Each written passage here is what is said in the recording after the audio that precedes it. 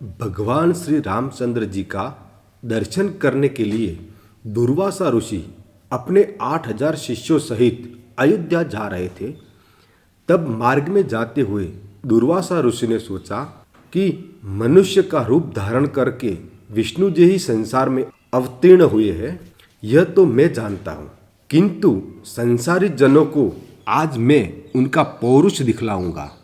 अपने मन में ऐसा विचारते हुए वे अयोध्या आए और नगरी में प्रवेश कर सबको साथ लिए भगवान के भवन में 8 चौकों को लौंदकर पहले सीता जी के भवन में पहुंचे।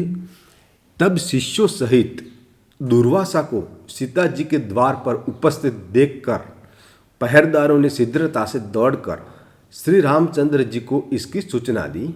यह सुनते ही भगवान राम मुनि दुर्वासा के पास आ पहुंचे और प्रणाम करके सबको बड़े आदर सहित भवन के भीतर लाया गया तथा बैठने के लिए सुंदर आसन दिया। तब आसन पर बैठते ही दुर्वासा ऋषि ने मधुर वचनों में श्री रामचंद्र जी से कहा कि आज 1,000 वर्ष का मेरा उपवास व्रत पूरा हुआ है।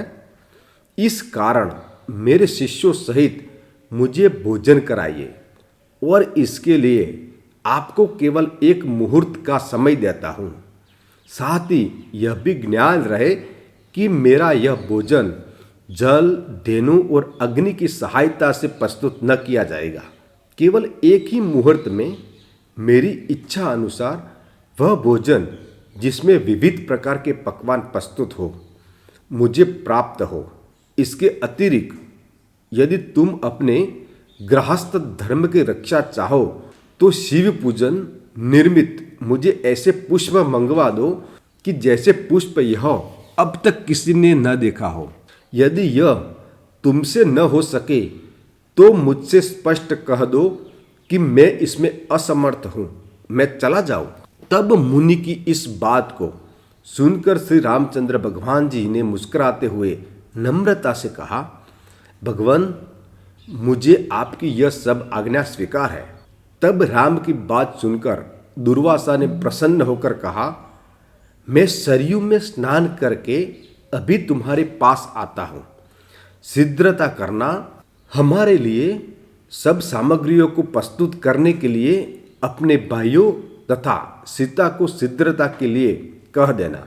रामचंद्र जी ने कहा, अच्छा आप जाइए, स्नान करके आइए। दुर्वासा ऋषि स्नान करने चले गए। राम चिंतित हो गए। लक्ष्मण आदि भ्राता, जानकी तथा सबके सब व्याकुल हो गए। राम की ओर निर्निमेष दृष्टि से देखने लगे कि मुनि ने तो इस प्रकार की सब अद्भुत वस्तु मांगी है, इसके लिए देखें कि अब भगवान क्या करते हैं, क्योंकि बिना अग्नि, जल और बिना गौ के उनके लिए किस प्रकार से भोजन प्रस्तुत करते हैं। तब रामचंद्र जी ने लक्ष्मण जी से एक पत्र लिखवाया। फिर उस पत्र को अपने बाण में बांधकर धनुष पर चढ़ाया और छोड़ दिया। वह वायु वेग से उड़कर अमरावती में इंद्र की सुधर्मा नामक सभा में जाकर उनके सामने गिर पड़ा। उस बाण को देखकर इंद्र व्याकुल हो गए कि यह किसका बाण है। फिर उठाकर देखा तो उस पर राम का नाम अंकित था। फिर उसमें बांधे पत्र को खोलकर पढ़ा। पत्र खुलते ही वह बाण फिर वहां से उड़कर राम के तरकश में आ घुसा। इधर इंद्र ने उस पत्र को सभा में बैठे हुए सब देवताओं को सुनाया। उसमें लिखा था, इंद्र स्वर्ग में सुखी हो, मैं सर्वदा तुम्हारा स्मरण करता हूँ, परंतु तुम्हें एक आज्ञा देता हूँ। आज 1,000 वर्ष के भूखे दुर्वासा मुनि अपने 8,000 शिष्यों के साथ मेरे यहाँ आए हैं। वे ऐसा भोजन चाहते हैं जो गौ, जल अथवा अग्नि के द्वारा सिद्ध न किया हो। इसके साथ ही उन्होंने शिव पूजन के लिए ऐसे पुष्प मांगे हैं जिन्हें कि अब तक मनुष्य ने न देखा हो। मैंने उनकी यह मांग स्वीकार कर ली है। वे सरयू में स्नान करने गए हैं, इसीलिए तुम शीघ्र ही कल्पवृक्ष और पारिजात जो क्षीण सागर से निकले हैं क्षण मात्र में मेरे पास भेज दो। इसके लिए रावण के संहारक मेरे बाणों की प्रतीक्षा मत करना। यह पत्र देवताओं को सुनाकर इंद्रदेव तत्क्षण उठ पड़े और कल्पवृक्ष तथा पारिजात को साथ ले देवताओं सहित विमान में बैठकर अयोध्या में आ पहुंचे। लक्ष्मण जी ने इंद्र का स्वागत किया। इंद्र ने श्री राम जी के पास पहुंचकर पारिजात और कल्पवृक्ष को राम को अर्पण किया।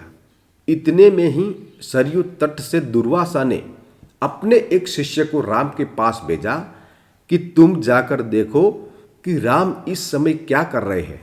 मैंने जो आज्ञा दी है उसके अनुसार कुछ अन्न अब तक बना है कि नहीं, अब तक वैसे ही चिंता मग्न है या कुछ कर रहे हैं। यदि मेरी आज्ञा अनुसार पकवान प्रस्तुत कर रहे हैं तो अब तक कितनी सामग्री तैयार हुई है, यह सब तुम चुपके से देखकर मेरे पास आओ। तब जो आज्ञा, ऐसा कहकर वह शिष्य राम के भवन में आया। देखा तो कल्पवृक्ष और पारिजात से देवताओं की सभा में राम विराजमान है। यह देखकर उस शिष्य ने शीघ्र ही दुर्वासा के पास जाकर वह समाचार सुनाया। शिष्य की यह बात सुनकर दुर्वासा को आश्चर्य हुआ। स्नान करके शिष्यों को लेकर दुर्वासा ऋषि श्री रामचंद्र जी के सुंदर भवन में आ पहुंचे। दुर्वासा ऋषि को आया देखकर देवताओं सहित राम ने उठकर उन्हें तथा उनके सब शिष्यों को बड़े आदर के साथ प्रणाम किया और उत्तम आसन पर बिठाकर सीता तथा लक्ष्मण आदि के साथ उनकी पूजा की। फिर जिन पुष्पों को मनुष्यों ने अब तक नहीं देखा था, शिव पूजन के हेतु पारिजात के उन पुष्पों को श्री राम ने दुर्वासा के समक्ष प्रस्तुत किया। उन पुष्पों को देखकर दुर्वासा ऋषि ने एक बार तो आश्चर्य किया, किंतु मौन भाव से उन्हें ग्रहण कर शिव जी तथा अन्य देवताओं की उन पुष्पों से पूजा की। फिर श्री रामचंद्र जी ने लक्ष्मण तथा सीता आदि को भोजन परोसने की आज्ञा दी।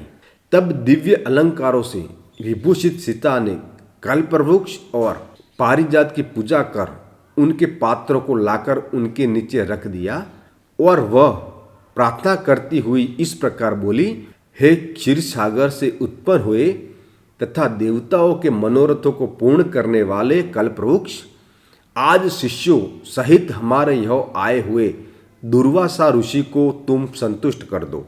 तब सीता के इस प्रकार कहते ही कल्पवृक्ष ने पल मात्र में वहां रखे हुए करोड़ों पात्रों को उनके प्रकार की खाद्य सामग्री से पूर्ण कर दिया। फिर तो उन सब अन्नों को उर्मिला सहित सीता ने सुवर्ण के पात्रों में रखकर दुर्वासा के समक्ष परोस दिए।